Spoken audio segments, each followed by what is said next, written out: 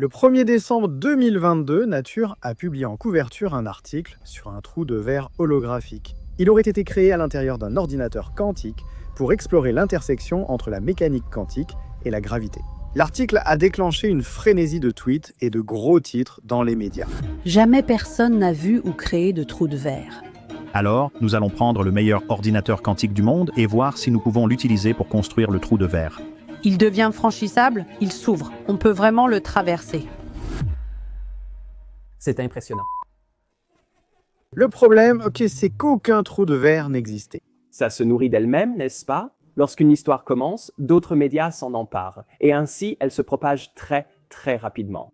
En réalité, un ordinateur quantique a été construit permettant d'effectuer certains calculs. Des calculs qui peuvent être faits avec mon iPhone, parce que tous les ordinateurs quantiques les plus puissants aujourd'hui, au mieux, font des calculs qui peuvent facilement être faits sur mon iPhone.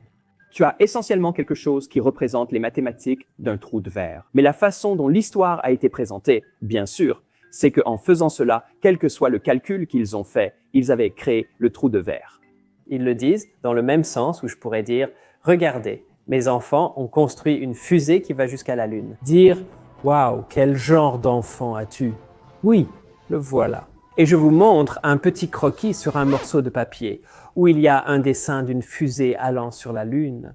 Je dis, tu vois, l'ordinateur quantique a fait exactement ça. Il y a un petit croquis de ce qui pourrait être peut-être un trou de verre dans une théorie hypothétique qui est probablement fausse. Est-ce que c'est intéressant? Oui, c'est intéressant, car le fait de pouvoir faire cela avec les ordinateurs quantiques montre qu'ils n'ont pas encore commencé à fonctionner. Alors les gens s'enthousiasment pour ça et ensuite ils sortent et le racontent au monde entier. Oh, nous avons créé un trou de verre dans un ordinateur quantique. On exagère l'importance du trou de verre qui probablement n'existe pas. La théorie utilisée pour cela qui est probablement fausse et l'utilité des ordinateurs quantiques qui n'est pas encore là. Donc c'est un exemple de mauvaise communication, une très mauvaise communication. J'étais embarrassé, j'étais en colère contre mes collègues qui ont fait ça.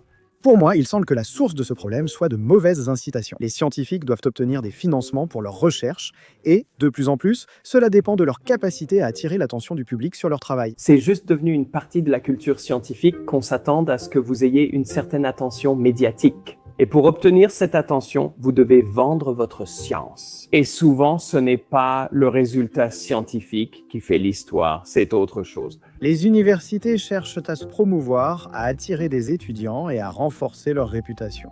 La méthode scientifique n'exige pas de publier un communiqué de presse, mais c'est simplement devenu la norme aujourd'hui. Les communiqués de presse simplifient et parfois exagèrent les résultats de recherche. Et les journalistes veulent simplement obtenir autant de clics que possible sur leurs articles. Le résultat final de ce jeu du téléphone avec des incitations peut être des titres simplifiés à l'extrême et sensationnalistes. La science, c'est tout simplement faux.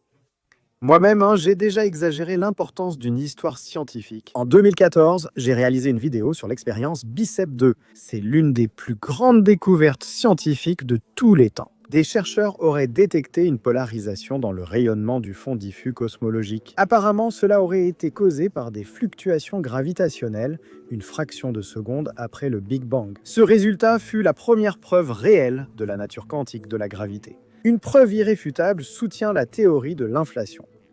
Les expérimentateurs ont même surpris Andrei Lind, l'un de ses fondateurs, avec cette annonce. J'espère simplement que ce n'est pas un piège. Je vis toujours avec ce sentiment. Et si on me mentait? Et si j'y croyais juste parce que c'est beau? Malheureusement, les observations supplémentaires ont révélé qu'il s'agissait sans doute de poussière dans notre galaxie, et non d'ondes gravitationnelles primordiales responsables de la polarisation du CMB. Alors j'ai retiré ma vidéo, et à ce jour, je reste prudent quant à la réalisation de vidéos sur les dernières actualités scientifiques. Comme pour tout type d'actualité de dernière minute, il y a une forte probabilité que les premiers rapports s'avèrent erronés. Il y a quelques mois, un article publié sur Archive annonçait la découverte du premier supraconducteur à température et pression ambiante. Cela a de nouveau déclenché un flot d'attention médiatique. Une avancée monumentale. Supraconducteur à température ambiante, LK99. L'une des avancées scientifiques les plus importantes du XXIe siècle. Si la découverte était réelle, cela aurait été un événement majeur. Le supraconducteur à température ambiante, bien sûr, c'est un tel rêve. Parce que si ça fonctionnait, ça révolutionnerait tout, non? La transmission d'énergie et ce genre de choses. Le monde serait différent si ça fonctionnait. Avant même l'échec des tentatives de reproduction du matériau, des signes montraient déjà que l'affirmation était fausse. Sur le seul graphique publié reliant résistivité et température, la résistivité ne tombait pas à 0 à la température critique attendue. Au contraire, elle est restée sous cette valeur. De plus, l'échelle de résistivité était en 10 puissance moins 2 ohms centimètres. Sur cette échelle, n'importe quel conducteur ordinaire semblerait avoir une résistivité nulle. La résistivité du cuivre est d'environ 10 puissance moins 6 ohms centimètres. Une vidéo montrait le matériau apparemment en lévitation au-dessus d'un aimant permanent dans une prétendue démonstration de l'effet Meissner. Mais dans cette même vidéo, le matériau colle aussi à l'aimant, ce qu'un supraconducteur ne ferait pas. Et enfin, il y a ce graphique qui montre qu'au cours des 100 dernières années, les scientifiques ont découvert de nouveaux matériaux avec des températures critiques de plus en plus élevées. Mais pour l'instant, tous les matériaux ayant les températures les plus élevées ne deviennent supraconducteurs qu'à des pressions très élevées. Un supraconducteur à température et pression ambiante nécessiterait d'augmenter la température critique d'environ 125 degrés Celsius. C'est énorme. Et cela soulève le point que ce sont les résultats les plus inattendus et surprenants qui attirent le plus d'attention. Mais ce sont aussi ces mêmes résultats qui ont le plus de chances d'être faux. En sciences sociales, il a été démontré que les études qui n'ont pas pu être reproduites par la suite reçoivent en moyenne 153 citations de plus que les études qui peuvent être reproduites. Un engouement similaire entoure les recherches défectueuses dans les sciences physiques. Les Italiens, je suis italienne, ont annoncé au monde il y a quelque temps qu'un neutrino va plus vite que la lumière et l'ont ensuite mesuré. D'accord? Et il s'est avéré qu'il s'agissait d'une prise qui n'était pas bien branchée. Et donc toute la machine ne fonctionnait pas correctement. Lorsque la vérité est découverte, elle reçoit rarement autant d'attention que la découverte initiale. Les conséquences où tout le monde disait « Oh, ça ne marche pas et ça n'a pas l'air correct et il n'y a aucune chance que ce matériau puisse faire ce qu'il prétende. » D'accord? Ce type de choses s'efface en arrière-plan et n'a pas la même visibilité médiatique. Un dicton dit « Un mensonge fait le tour du monde pendant que la vérité met ses chaussures ». Ce dicton devrait sans doute être actualisé à l'ère des réseaux sociaux, où les mensonges ont un avantage accru. Pensez-vous que c'est un problème plus important aujourd'hui qu'avant ? Je dois admettre que je pense que ça empire. Je pense qu'il y a ce sentiment qu'il faut changer le monde pour être remarqué par les médias. Surestimer les découvertes scientifiques peut donner aux gens une fausse idée du fonctionnement de la science. Par exemple, si la dernière découverte dont j'ai entendu parler s'avère fausse, qu'est-ce qui pourrait encore ne pas être vrai ? Les gens n'arrêtent pas de me dire que la cosmologie est en crise et tout ce genre de choses, parce que c'est ce qu'ils entendent dans les médias. Finalement, les gens vont dire, eh bien, pourquoi finançons-nous ces choses si c'est toujours le chaos ? Des affirmations audacieuses et non fondées diminuent aussi la confiance envers les scientifiques. Ah, nous élargissons un peu la conversation ici. Il ne s'agit pas seulement d'éléments d'actualité isolés. Je pense qu'il y a des domaines entiers qui sont survendus. Entiers, oui. Des domaines entiers de la science qui sont survendus. Oui. Mais qui ne sont pas vraiment légitimes. Ou alors, c'est juste du vent ? Oh non, non, c'est pas du vent. La fusion suscite beaucoup d'attention médiatique. Beaucoup croient qu'elle est proche avec des startups et des milliards investis.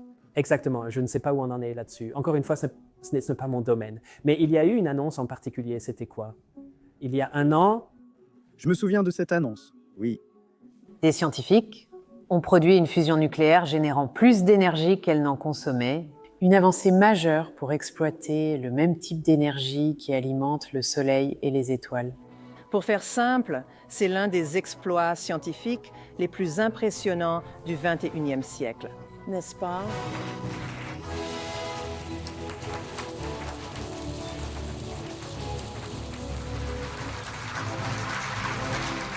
Ce qui est encore une fois des conneries, parce que c'est dans le contexte de la recherche militaire. L'énergie nucléaire, essentiellement pour les armes. D'une manière de faire qui, à l'heure actuelle, n'a aucun moyen visible de devenir une méthode industrielle de production d'énergie. Oui, aucune possibilité de mise à l'échelle. Il n'y a aucun moyen de l'agrandir. Ce sont simplement des lasers sur une pastille. C'est juste, vous savez, une petite chose. Ensuite, vous la comprimez énormément et ensuite, en gros, elle explose. parce que c'est une mini-explosion nucléaire. Et ensuite, vous avez plus d'énergie que l'énergie de pression réelle qui était nécessaire pour la comprimer. C'est génial, mais il vous faut une énorme quantité d'énergie supplémentaire pour faire ça. Cela a été présenté comme un grand pas vers la résolution du problème énergétique mondial, mais ce n'est pas le cas. Retour en 87, la fusion existait déjà. Les gens en parlaient comme si c'était pour bientôt. Il nous suffit de 20 ans de travail en plus et on y arrivera. Et aujourd'hui, c'est exactement la même histoire avec les expériences actuelles. La science est intéressante dans la mesure où on peut la diviser en deux catégories fondamentales. L'un est un ensemble de connaissances établies, et l'autre, ce ne sont que des spéculations. Des choses qui pourraient être vraies, mais pour lesquelles nous n'avons pas encore de preuves solides. Et comme il peut y avoir une infinité de mauvaises idées et une seule vérité, la plupart de ces spéculations sont probablement fausses. Mais la manière dont les médias traitent certains sujets rend parfois impossible de distinguer connaissances établies et simples spéculations. Il y a trop de livres qui affirment que nous avons compris que le monde repose sur la théorie des cordes, mais ce n'est pas du tout vrai. Nous n'avons pas compris que le monde est décrit par la théorie des cordes. Nous avons une théorie provisoire très intéressante, qui était la théorie des cordes, qui a connu certains succès et certains échecs. Et c'est intéressant. Si vous voulez parler de cette recherche, parlez-en. Mais ne dites pas aux gens que c'est ce que nous avons appris sur le monde. Une question que j'ai, c'est comment faisons-nous? Comment dépassons-nous la surestimation de la science? Le système semble conçu pour récompenser la surestimation. Cela récompense les journalistes parce qu'ils obtiennent des clics. Cela récompense les scientifiques, ils peuvent obtenir de l'argent ou de l'attention. Donc je ne sais pas. Je me demande un peu si en fait une solution est possible. Je pense qu'il y en a une. Et c'est exactement ce que tu fais parlant du fait qu'il y a un risque de trop en faire la promotion. Si je peux sortir et dire « Oh, mon ordinateur quantique produit un trou de verre » et que personne ne dit rien, c'est un problème. Si nous parlons du risque de faire du marketing, si nous parlons du risque de présenter des idées, des théories, des résultats radicaux qui sont très, très provisoires, comme s'ils étaient solides, alors nous nous immunisons en quelque sorte contre cette tension. La science n'a pas la même place que le sport aux infos. En fin de journal, 10 minutes sont dédiées au sport. Ou ils vont parler du fait que quelqu'un a tapé dans un ballon sur un terrain et ce n'est pas vraiment très important. Vous obtenez ainsi un aperçu complet de tout ce qui se passe. Pour qu'une histoire scientifique soit relayée, elle doit être bouleversante ou importante.